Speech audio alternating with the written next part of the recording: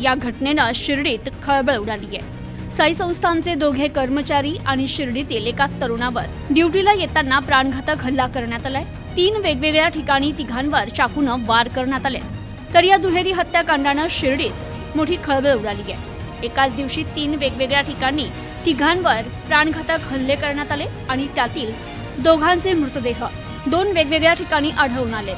या मृतकांमध्ये शिर्डीच्या साई संस्थानच्याच दोघा कर्मचाऱ्यांचा समावेश आहे। सुभाष घोडे आणि नितीन शेजूळ अशी या मृतकांची नावे आहेत। तर कृष्णा देहरकर या तरुणावर प्राणघातक हल्ला करण्यात आला असून हा तरुण या घटनेत गंभीर जखमी झालाय। मात्र या घटनेमागचं कारण अद्याप समजू शकलं नाहीये। तर घडलेल्या या घटनेनंतर शिर्डीत कायदा आणि सुव्यवस्थेचे धिंडवडे उडाल्याची चर्चा होतीये।